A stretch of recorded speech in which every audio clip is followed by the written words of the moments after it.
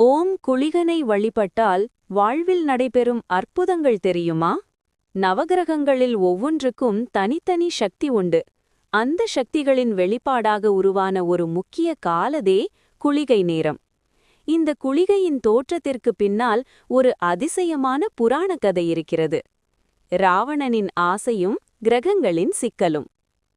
இலங்கை வேந்தன் ராவணன் தன் மனைவி மண்டோதரி நிறைமாத கர்ப்பிணியாக இருந்தபோது அசுரதுருவான சுக்ராச்சாரியாரிடம் ஆலோசனை கேட்டான். யாராலும் வெல்ல முடியாத வீரனாகவும் அழகும் ஆற்றலும் கொண்ட மகனாகவும் பிறக்க என்ன செய்ய வேண்டும்? அதற்கு சுக்ராச்சாரியார், அனைத்து கிரகங்களும் ஒரே ராசியில் இருக்கும் சுப நேரத்தில் குழந்தை பிறந்தால் அவன் மகா வீரனாக இருப்பான் என்றார். உலக இயக்கம் தடைபடும் அபாயம். உடனே ராவணன் வானில் சுழன்ற நவகிரகங்களை பிடித்து ஒரே இடத்தில் சிறை வைத்தான். இதனால் உலக இயக்கம் தடைப்பட்டது, காலச்சக்கரம் குழம்பியது. மண்டோதரிக்கு பிரசவ வலி வந்தும் குழந்தை பிறக்கவில்லை. இதைக் கண்ட கிரகங்கள் இந்த நிலைக்கு தீர்வு காண வேண்டும் என்று கலங்கின. குளிகன், ஒரு புதிய சக்தியின் பிறப்பு.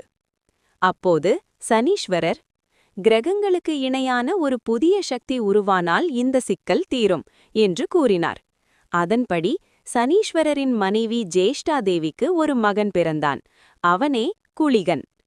அதே கணத்தில் மண்டோதரிக்கும் ஆண் குழந்தை பிறந்தது.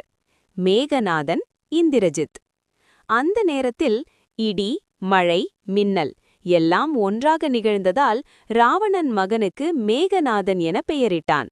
பின்னர் இந்திரனை வென்றதால் இந்திரஜித் என புகழ் பெற்றான். இந்திரஜித்தும் குளிகனும் பிறந்த அந்த சுப நேரமே குளிகை நேரம் என அழைக்கப்படுகிறது.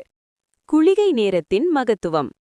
நவகிரகங்கள் குளிகன் தங்களை விடுவிக்க காரணமானதால் தினமும் ஒரு நாழிகை நேரத்தை குளிகனுக்காக ஒதுக்கினர். அந்த நேரமே காரிய விருத்தி நேரம்.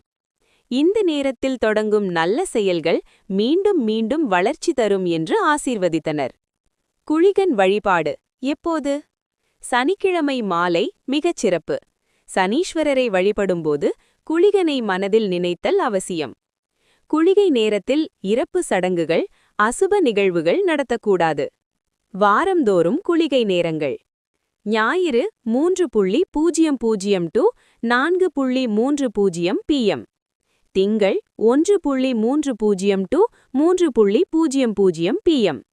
செவ்வாய் 12:00 to 1:30 PM. புதன் 10:30 to 12:00 PM.